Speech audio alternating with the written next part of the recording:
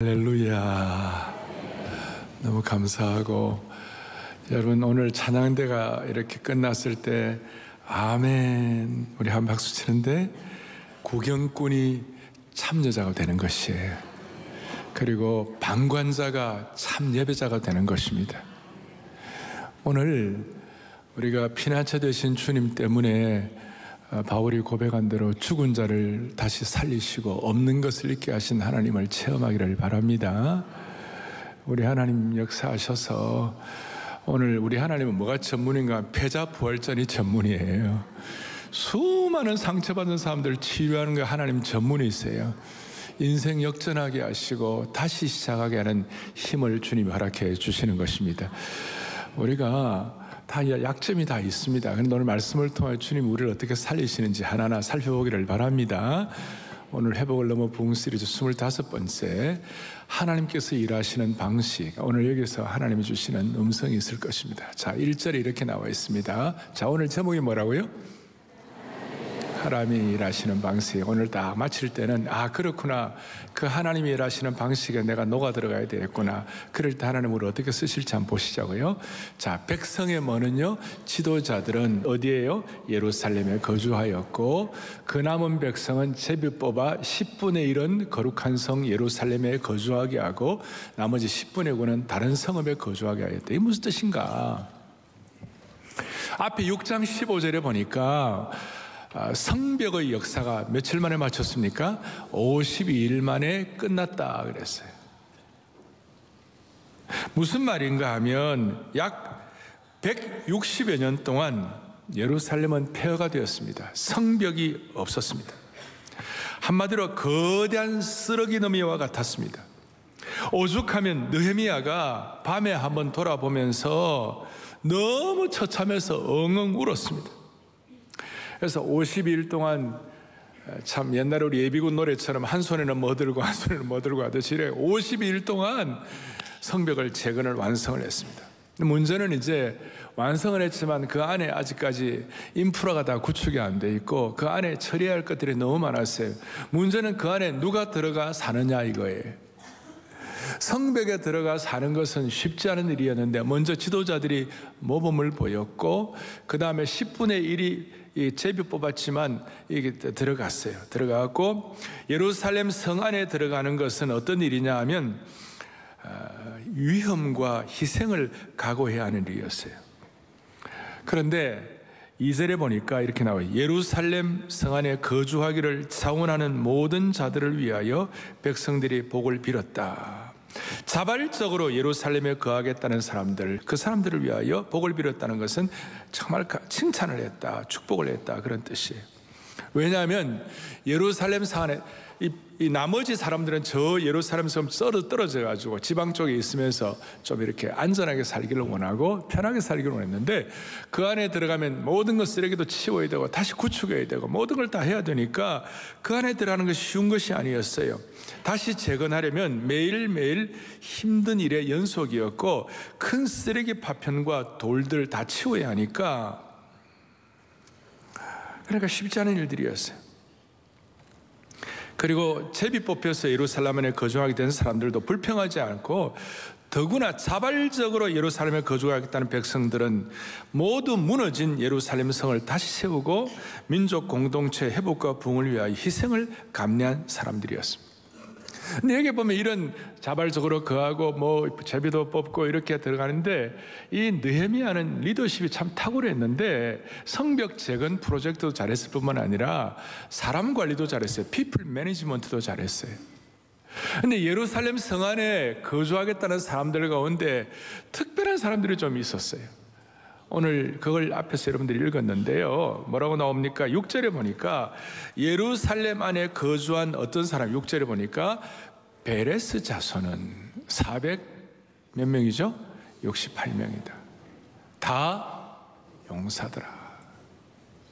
자, 예루살렘 안에 거주하는 사람들 가운데 베레스, 또 뒤에 베냐민 자파도 나오는데 베레스 사람들이 468명이라. 저는 여기서 이거 참 특별한 일이구나. 왜 특별할까요? 그래서 오늘 첫 번째로 하나님이 일하시는 스타일 방식은 뭐냐면, 하나님은 차별하지 않으신다. 하나님은 차별 대우하지 않으신다. 오늘 예배에 나오신 여러분, 오늘 방송을 듣는 모든 분들, 우리 하나님은 차별 대우하지 않으시는 하나님이신 줄로 확신합니다. 차별 대우하지 않으시는 거예요. 어떤 증거를 갖고 말씀할 수 있냐면, 오늘 베레스를 통해 깨달을 수가 있는데, 이 베레스가 누구냐 하면, 이 베레스의 자손이라는데, 베레스가 누구냐 하면, 베레스가 여러분 어떤 사람 좀 압니까? 창세기 38장에 보면 야곱의 아들 유다의 아들이 베레스였는데, 베레스가 어떻게 태어났냐면, 유다가 아내가 죽었어요.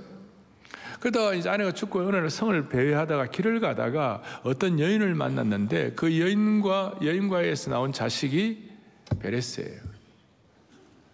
그런데 그 여인이 누구냐면 자기 며느리였어요. 숨기고 나와가지고. 놀라는 분들은 성경을 좀 모르시는 분들이세요. 제가 이걸 자세하게 얘기하기가 정말 죄송할 정도예요. 37장에 요셉 얘기가 멋지게 나오다가 갑자기 38장에 생뚱맞게 이것이 나오는 거예요, 이 내용이. 얼마나 좀 부끄러운 일이에요. 그래서 이 베레스는 어둡고, 출생 자체가 어둡고 그늘지고 축복받을 만한, 복을 빌 만한 그런 상황이 아니었어요. 근데 하나님께서 그들을 영웅이라 그러시고, 베레스의 용사다. 이 베레스가 나중에 보아스의 조상이 되고, 다윗왕의 조상이 되고, 나중에 예수님의 조상이 되는 것이 기가 막혀요, 이게. 또 하나, 두 번째로는 7절과 8절을 보니까 누가 나옵니까? 베냐민 자손은 모두 몇 명이죠? 928명이라. 베냐민 지파는 큰 지파가 아님에도 불구하고, 여기가 중요한 뭐가 있으니까 오늘 기록하고 있는 거예요. 베냐민 지파는 사실 지파 중에 제일 적은 지파였어요. 그런데 오늘 유다 지파보다도 2배나 언급이 되어 있어요. 여러분, 베냐민 지파의 과거를 보면요, 기가 막힐 일이 벌어집니다. 사사기서에 보면 베냐민 지파의 부끄러운 역사가 기록되어 있어요. 사사기의 마지막 장들은 성적인 죄에 빠지고 아주 끔찍한 내용이 나와요.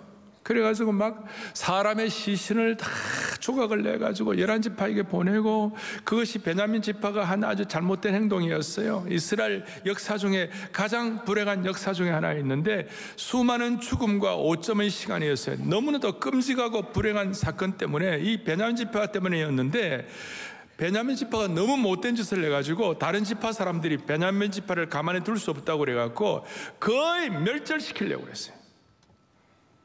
거의 베냐민 남자들을 다 죽이려고 그랬어요.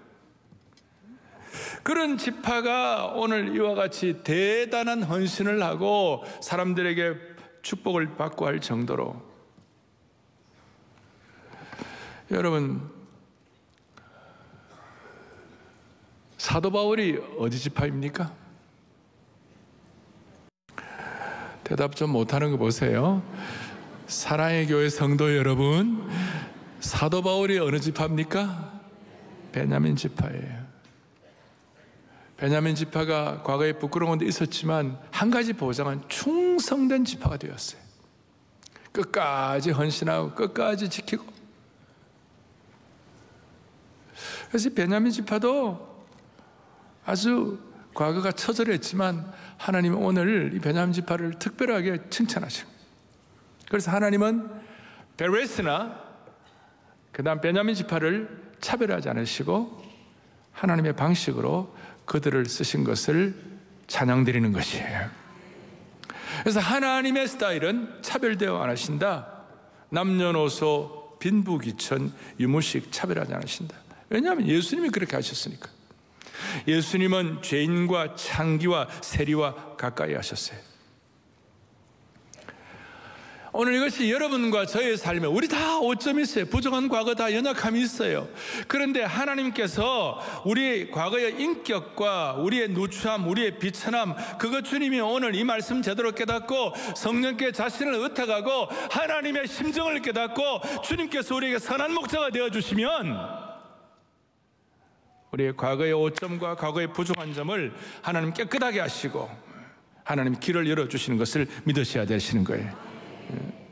우리 하나님은 앞이 보이지 않는 사람에게 길을 열어주시고 완전히 낙오된 인생을 선택하셔서 귀하게 사용하시고 하나님의 그릇으로 만드는데 하나님 이걸 너무 즐거워하시고 하나님 이거 전공이세요. 약한 자를 통해서 강한 자를 부끄럽게 하시는 것, 초라한 인생들을 모으시고 오늘 예루살렘에 거주하게 하시는 것. 이것이 오늘 우리에게 주신 메시지가 무엇입니까?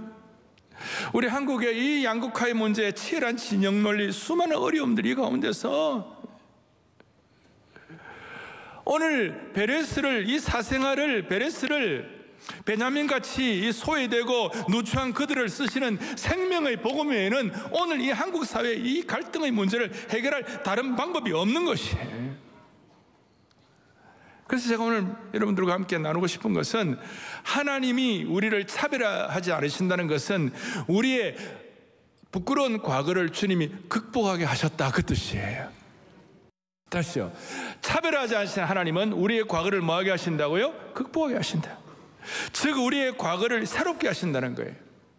이사야 43장 18절 19절 잘 아는 말씀이에요. 같이 보겠습니다. 너희는 이전 일을 기억하지 말며 옛날 일을 생각하지 말라. 그 다음에 보라, 내가 새 일을 행하리니 이제 나타낼 것이라. 반드시 내가 광야의 길을 사막에 강을 내리니.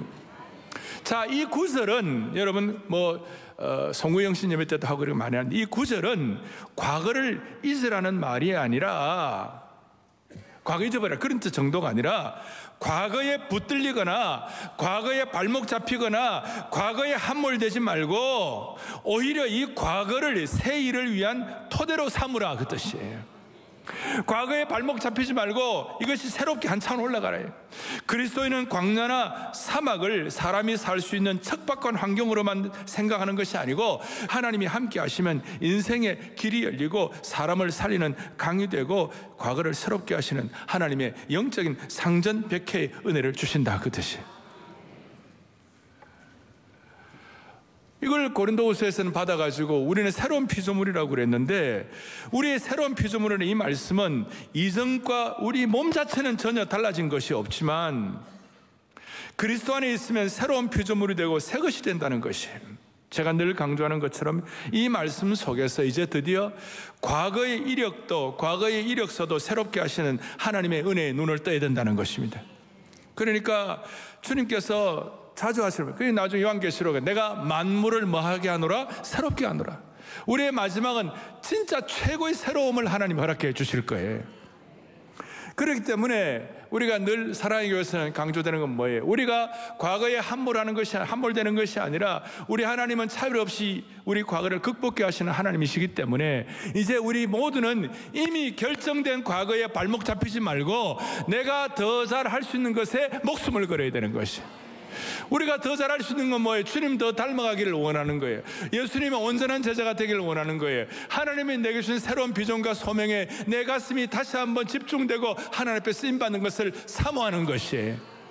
이걸 제가 뭐라고 말씀합니까? 마귀는, 사탄은 우리의 과거를 집중해가지고 우리를 시험 들게 하지만 성령의 역사는 미래를 새롭게 조명하는 것이에요. 얼마나 이게 중요한지 몰라요. 하나님께서 차별하지 않으심으로 과거를 극복하게 되면 이미 결정된 것에 붙들리거나 휘둘리지 않는 것이에요. 여러분, 우리를 망하게 하는 것은 우리 자신밖에 없어요. 그러니까 우리 자신이 이 과거에 함몰되지 말고 발목 잡히지 말고 이미 결정된 것 갖고 시험 들지 말고 우리가 어디서 태어났다, 내가 모습이 어떻다, 이런 거 우리 그거 갖고 시험 들지 말고 내가 더 잘할 수 있는 목숨을 걸어야 되는 거예요.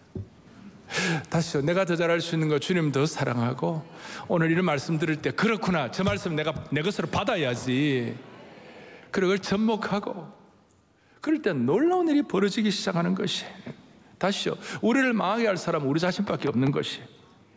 이것이 왜 이리 중요합니까? 내가 내 인생 결정된 것에 낭비하지 않고 더 잘할 목숨 걸어야 되는 이유가 뭐예요? 거기에 주권적인 하나님의 섭리의식이 깃들여져 있는 것이. 이건 참 놀라운 얘기인데요. 제가 자막을 해봤어요. 또박또박 같이 한번 보겠습니다. 길긴 하지만 저거 영어로도 번역되어 있는데 어떻게 될지 모르겠어요. 함께 보겠습니다. 우리의 과거는 이미 하나님의 주권적인 섭리 속에서 녹아져 현재와 미래를 위한 디딤돌로 조각되었다. 그러므로 신앙인의 하나님의 주권적 섭리에 대한 또 다른 표현일 뿐이다. 과거에 붙들려 있으면 하나님께서 우리 각자에게 계획하시는 미래로 전진할 수가 없다. 과거에 집착하는 한 하나님께서 예비하신 새로운 문과 아멘. 과거에 집착하는 동안 하나님께서 예비하신 새로운 열린 문과 축복을 체험할 수가 없는 것이 체험할 수. 과거에 집착하지 않고 내가 더 잘할 수 있는 것이 무엇인지 다시요. 주님 더 닮아갈 수가 있고, 주님 더 사랑할 수 있고, 주님 더 사랑하려면 마음이 간절해야 되고, 이 마음이 간절한 몸과 태도가 간절한 마음으로 나타나기 시작하고, 그럴 때 더 신선해지고 더 창조적이 되고 더 혁신적으로 바꾸게 되는 것입니다. 사랑하는 여러분, 과거에 집착하게 되면 잃어버리는 것이 뭘까? 우리 찰스 스윈돌 목사님이 유명한 얘기를 했어요. 한번 보세요. 같이 보겠습니다. 결정된 과거에 집착하는 사람은 하나님께서 매일 새벽에 오늘이라는 새 선물을 놓아두신 것을 보지 못한다. 기가 막힌 내용이에요. 오늘 이 주일이 새로운 역사예요. 오늘 이 하루가 너무나 영광스러운 날이에요. 하나님은 오늘 이 귀한 주일이라는 것을 새롭게 준비해 놓으신 거예요. 그래서 제가 항상 얘기하죠. One week is one history. 한 주가 한 역사가 되는 것이에요. 그런데 우리가 과거에 발목 잡히고, 과거에 연연하고, 과거 때문에 상처받고, 과거 때문에 나가 떨어지면 여러분 새로운 오늘을 맞이하지 못하는 것이에요. 여러분 며칠 남았나요? 우리 앞으로 남은 인생. 건강하게 살 날이 얼마나 남았을지는 모르지만 저와 여러분이 오늘이라는 새로운 날을 매일매일 맞이하고, 오늘이 저와 여러분의 날마다 새로운 신선한 역사를 써내려가기를 소원한다면 발목 잡힌 과거를 청산하게 해 주시옵소서. 다시요, 마귀는 과거를 집중하지만 성령은 미래를 조명하는 줄로 믿습니다. 여러분, 과거에 집중하고 과거에 상처받으려면 요셉 같은 사람이 어디 있어요? 요셉은 팔리고 그 다음에 애굽의 노예가 되고 감옥의 죄수가 되고 기가 막힌 아픔이 있었어요. 그런데 요셉이 요셉 된 게 뭔지 아세요? 자기가 나중에 결혼을 하고 요셉의 아이를 낳았는데, 나는 과거에 발목 잡히지 않겠다. 요셉의 첫 아들이는 뭐예요? 므낫세예요. 므낫세의 뜻이 뭔지 압니까? 잊어버렸다. 잊어버렸다. 과거의 모든 노예, 형들에 대한 원한, 아픔, 죄수로서의 어떤 상처 다 잊어버렸다. 므낫세예요, 므낫세.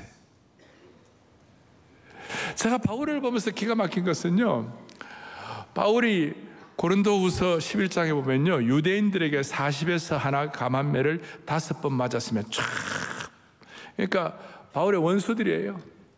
손볼, 니은, 오, 미음이에요. 그런데 그 사람들 이름을 나열하지 않아요.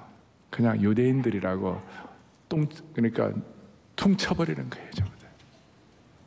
여러분, 거기서 오늘에 대한, 새로운 오늘에 대한 은혜가 체험되기 시작하는 겁니다. 내일 아침부터, 아니 날마다 뜨는 해도 오늘따라 더 새롭다.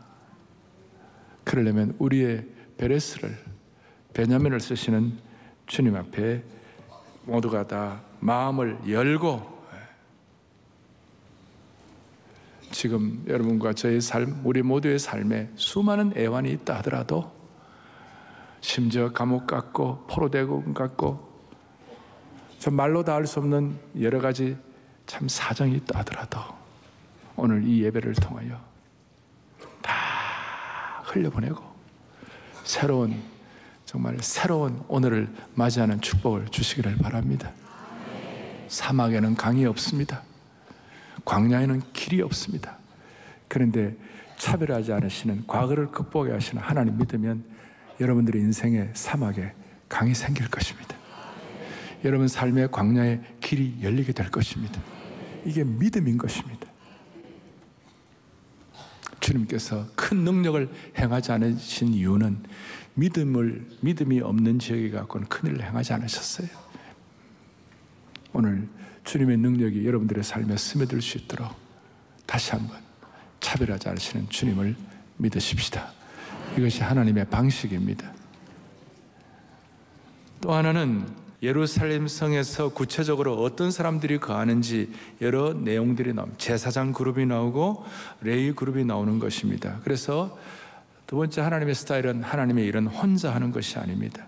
사랑의 팀워크로 하는 것이 주의 방식입니다. 제사장 그룹들과 레위인 그룹들과 찬송하는 그룹들과 또 세 번째 무리는 성문지기들이 172명, 요즘 우리식으로 말하면 안내, 주차, 교육, 봉사 모든 분들, 또 24절에 보니까 왕의 수하에서 백성을 다스리는 사람들, 소위 분쟁 조정자들이었어요. 사랑하는 여러분, 그렇습니다. 하나님의 일은 오늘 이런 여러 그룹들이 같이 일하는 걸 보니까, 팀을 가지고 보니까 하나님의 일은 뭐예요? 혼자 하는 것이 아니다. 혼자 하는 것이. 온갖 부류의 사람들에게 다 같이 하는 것이다. 다시요. 하나님의 사역 스타일은 뭐 하는 것이 아니다? 혼자 하는 것이 아니다. 수많은 섬김과 하나님의 백성들이 같이 팀을 이루는 것이죠. 지금 제가 이렇게 설교를 하고 있지만 이 설교를 위하여 보이지 않는 자리에서 영상팀 있죠.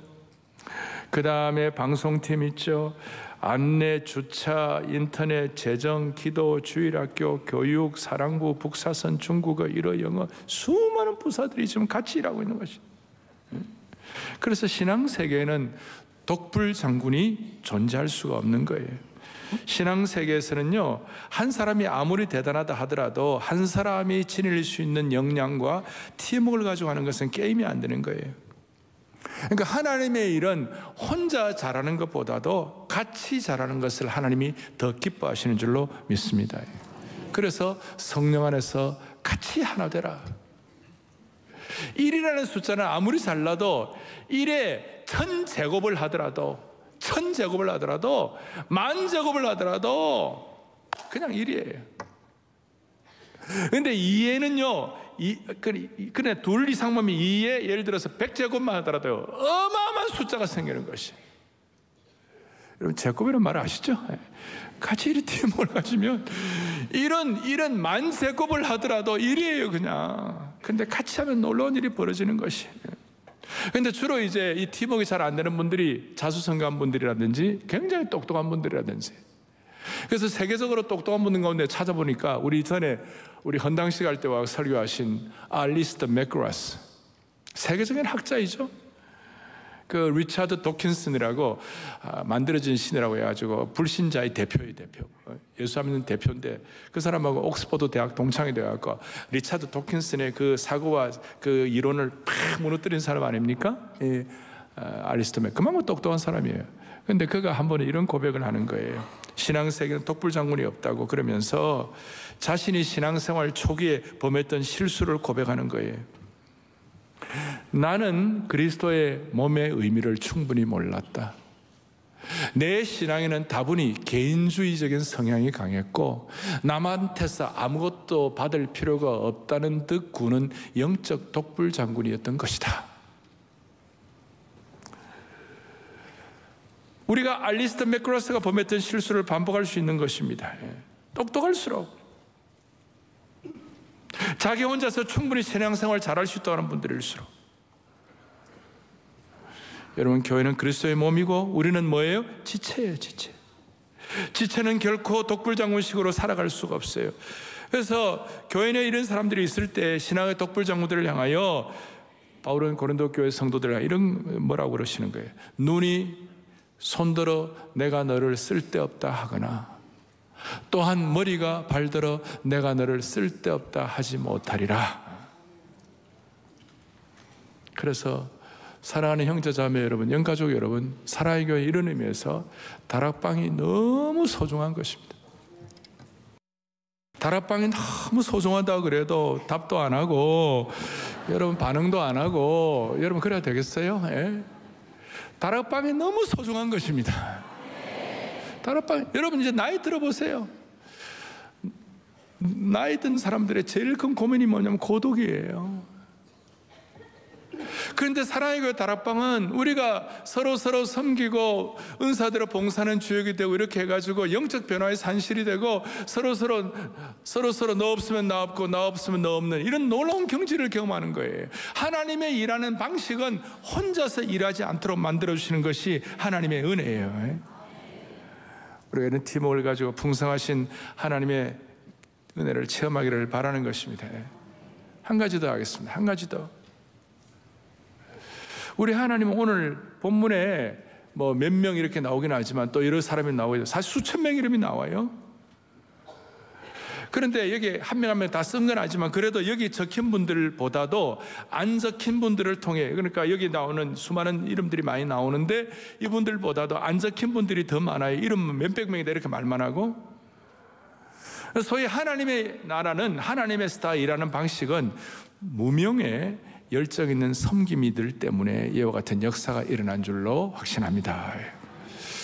그러니까 하나님은 이름 없는 분들의 헌신에 하나님은 소중하게 계십니다.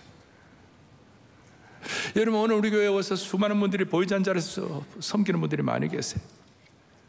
이름 없는 분들의 섬김을 통하여 다시 하나님은 소중히 여기시고 그걸 통하여 일하시는 줄로 믿습니다. 이걸 히브리 기자를 통하여 이렇게 히브리서 6장 10절에 뭐라고 말씀하는가? 하나님, 시작. 하나님은 불의하지 아니하시고 그 행위와 그의 이름을 위하여 이미 성도를 섬긴 것과 이제도 섬기고 있는 것을 잊어버리지 아니하시느니라. 아멘. 하나님은 무명의 성도들의 섬김, 이름 없는 분들의 섬김을 하나님은 잊어버리지 아니하신다. 그렇기 때문에 우리는 이거 아니까 우리 사람 앞에서 일하지 아니하고 하나님 앞에서 일하는 것을 늘 기억하는 것이에요. 사람이 좀 못 알아줘도 하나님이 아시면 돼, 그렇게 하는 거예요. 그래서 골로새 교인들에게 바울이 권면하기를, 너는 사람 앞에서 일하는 것이 아니라 하나님 앞에서 일하게 되면 유업의 상을 하나님이 주실 줄 기억하라 그랬어요. 하나님이 기억하시는 거예요. 그러니까 우리의 신앙의 히스토리 가운데, 신앙의 역사들 가운데 무명의 이런 이름 없는 섬김들 때문에 나타나는 귀한 열매들이 많이 있는데, 여러분과 제가 하나님과 나만이 아는 영적인 수고의 비밀이 차곡차곡 쌓이는 것도 너무나 쏠쏠한 재미예요. 다시요. 하나님과 나만이 아는 수고의 비밀, 영적인 비밀이 차곡차곡 쌓이는 것도 쏠쏠한 재미예요. 대한민국도 보세요. 대한민국의 위기에 사실 때, 결정적으로 어려울 때 이름 유명한 관군이 뭐 이런 사람이 나라를 지킨 게 아니고 이름 없는 의병이 지킨 나라예요. 이 나라가, 이 나라는 관군보다도 의병이 지킨 나라예요. 이름 없는. 제가 이름 없이 수고하고 무명에 묵묵하는 헌신자들을 하나님이 어떻게 기억하시는가, 그걸 생각하면 이런 생각을 해봤어요. 꽃, 나무, 과실수는 언제나 그 자리에서 때가 되면 묵묵히 꽃을 피우고 잎을 내고 과실을 맺는 것입니다. 이름 봄에는 살얼음 속에서 꽃이 피기 시작해가지고 여름에 무성하게 되고 가을에 가면 과실수가 열매를 맺게 되는 것입니다. 누가 칭찬을 하는 것도 아니고 도와주는 사람이 없어도 그렇게 하는 거예요.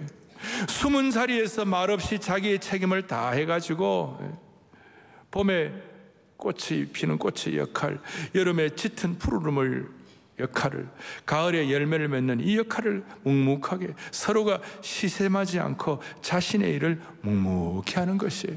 그래서 가을에 아름다운 열매가 맺히는 줄 믿습니다, 이거예요. 그런데 제가 이런 말씀을 드리면, 알아주지 않아도 묵묵히 일하는 것은 좋은 일이다. 그러나 그것도 하루 이틀이지, 몇 년을 수고했는데도 알아주지 않으면 섭섭하고 이 서운한 마음, 이거 어떻게 하면 좋으냐. 그런 분들에게 제가 또 준비한 말이 있어요. 아니, 몇 년을 일했는데도 나를 알아주지 않으면 섭섭하기 짝이 없다. 그런 분들에게는요, 산속 깊숙이 들어가면 절벽의 바위 틈에 핀 꽃이 있어요. 산속 저 깊숙한 곳 절벽 바위 틈에 핀 꽃을 여러분들이 한번 생각해 보세요. 그가 하는 얘기를 들어보세요. 사람들이 내가 핀 꽃을 보지 않는다고 하더라도 아무도 나를 도와주지 않는다. 절벽했는데 새벽이면 이슬을 내리시고 아침이면 햇빛을 비춰주시고 때가 되면 비를 내리시며 나를 만져주시는 창조주 하나님이 계시다. 때로 교회 봉사자들은 바위 틈에 꽃을 피우며 창조주 하나님과 대화하는 그런 헌신이 있을 수가 있는 것입니다. 사람들이 알아주지 않아도 하나님은 나의 수고에 은혜의 이슬을 내리시고 감사의 햇빛을 비추시며 언제나 나의 수고를 기억하시고 언제나 나의 수고에 열매를 맺게 하시는 하나님이신 줄로 확신합니다. 성경에 이름도 빛도 없이 헌신한 사람들, 과부의 헌금, 무명으로 예수님의 사역을 도왔던 여인들, 마가복음 14장에 보니까 예수님의 유월절 마지막 만찬을 준비하였던 집주인도 이름도 없어요. 이름 없이 헌신한 거예요. 그 마지막 만찬이 얼마나 중요합니까? 하나님은 무명의 헌신자들을 기억하시고 열왕기상 19장에 보니까 하나님께 헌신했던 바알에게 무릎 꿇지 않는 7,000명의 이름을 기억하고 있는 것입니다. 미국 워싱턴 DC를 가면 알링턴 국립묘지가 있습니다. 거기에 문명용사의 묘지가 있습니다. 거기에 이런 글귀가 있습니다. 여기에 오직 하나님만 알고 계신 미국의 용사가 영광 중에 쉬고 있다. 여기에 오직 어쩌면 오늘날 교회에서 이름도 없이 빛도 없이 섬기고 헌신하는 사람들에게도 적용될 수가 있는 것입니다. 이 교회에는 하나님만 알고 계시는 성도들이 하나님의 영광의 빛 가운데 헌신하고 있다. 이런 소리가 곳곳에서 들려오기를 바라는 것입니다. 이것이 바로 하나님의 일하는 방식입니다. 어제 잠실 체조 경기장에 수만 명이 모여가지고 어제 백석교단이라는 교단에 45주년 집회를 했습니다. 제가 어제 말씀을 전했는데 자, 그런 얘기를 했습니다. 자, 이제 한국교회는 이제 부흥이 오겠나? 다시 한국교회가 뭐 이렇게 영광스러운 쓰임 받겠나? 어떤 그런 의문을 가진 영적 패배주의가 만연하고 있다. 그런데 초대교회는 그 어려움 가운데서도 이 생명의 복음, 여러분 복음의 정의가 뭡니까? 예수 그리스도의 부활로 말미암은 구원, 예수 그리스도의 죽음과 부활로 말미암은 구원, 그건 복음의 정의와 복음의 내용이라고 말씀드렸죠. 복음의 정의, the definition of the gospel이 뭐예요? 그건 뭐냐면 로마서 1장 16절, 내가 복음을 부끄러워하지 않으니 이 복음은 모든 믿는 자에게 구원을 주시는 하나님의 뭐가 됨이라고요? 능력이 됨이라. 하나님의 능력이 됨이라. The gospel is the power of God. 복음은 하나님의 능력이다. 다시요, 복음은 하나님의 능력이다. 이게 복음의 정의의 정의. 이 복음의 능력이 있으니까 1세기부터 AD 4세기까지 350년 될 때까지 매 10년마다 50%씩 증가했다. 50%씩 매 10년마다 증가해가지고 초대교회 그 초라한 얼마 안 되는 그 크리스찬들이 AD 4세기 중반에 전 로마 제국이 3천만 정도 되었는데 그 중에 1,500만 명이 그리스도인이 되었다. 그러니까 50%가 그리스도인이 되었다.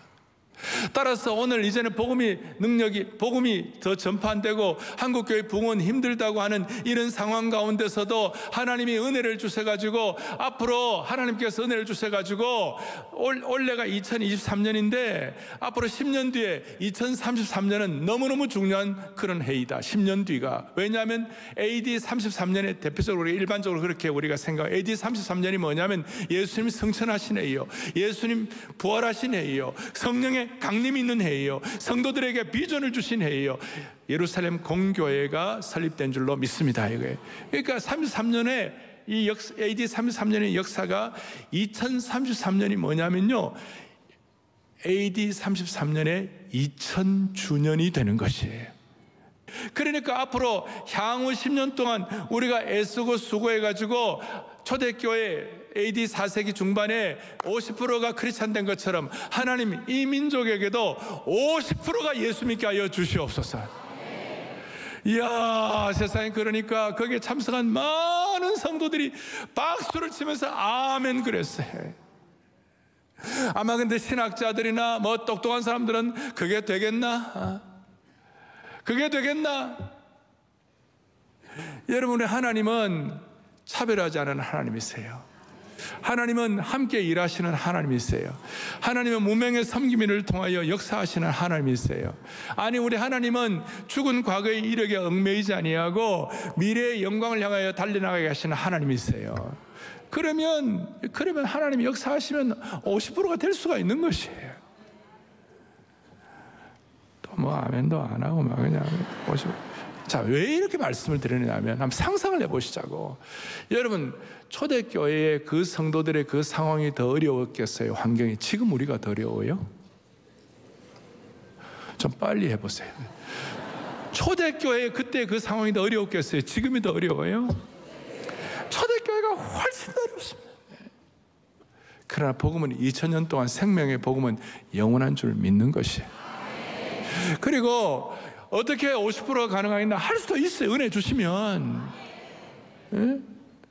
할 수도 있어요. 어떻게 하냐면 남북 문제가 해결되면요, 북한은요 주체 사상 그게 다 김일성 교회예요. 그러니까 여러분, 이북이 이게 완전히 이렇게 새로 돼가지고 이북이 와장창하면요, 하루아침에 이북에 있는 사람들 마음속에 김일성 대신에 예수 그리스도만 넣어놓으면 2,300, 400만 명이 하루아침에 돌아오는 것이에요. 그러면 2,400만 한꺼번에 돌아오면 어떤 일이 50% 되는 거예요. 알 사람만 알도다. 그래서 제가 마음속에 이런 생각을 하는 거예요. 제가 무슨 비전을 203350 2033년에는 50%가 되도록, 앞으로 향후 10년 남았는데 10년 동안 우리가 마음을 다하고 애를 써가지고 2033년에 50%의 역사가 있게 하여 주옵소서.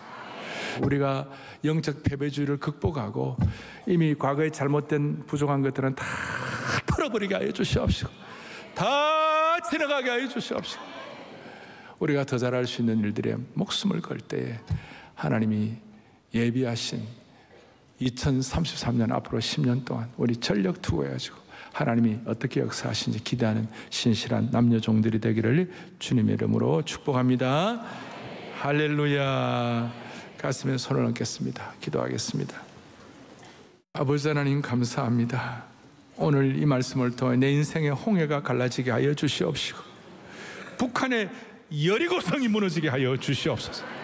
오늘 이 말씀을 듣고 나갈 때 믿음 보고하게 하여 주시기를 원하옵나이다. 203350의 비전을 가지고 우리 10월 23일, 24일 날 놀라운 하나님의 능력과 실체를 체험하는 사랑의 교회 성도들 되게 하여 주시옵소서. 세상에서 이름이 없다 하더라도 새 예루살렘에는 결코 이름 없는 자가 아님을, 새 예루살렘의 하나님의 기념책과 하나님의 생명록에 기록될 저희들을 믿고 감사하는 평생이 되게 하여 주시옵소서. 이 말씀 잘 내 말씀으로 받아들여 세상 사람들은 몰라줘도 하나님은 반드시 기억하신다는 걸 알고 끝까지 승리하고 끝까지 하나님 나라를 세우는 하나님 나라의 영광스러운 일꾼이 되게 하여 주옵소서. 주여, 이렇게 우리가 먼저 하나님의 나라를 구하게 되면 이 모든 것을 우리에게 더하시는 은혜를 받아가지고 삶의 수많은 실타래들이 하나하나씩 풀어지게 하여 주시옵소서. 할렐루야, 할렐루야. 우리 하나님은 크고 힘있고 능히 있어 못할 일 전혀 없는 우리 주 예수 그리스도 이름 받들어 간절히 기도 올리옵나이다. 아멘.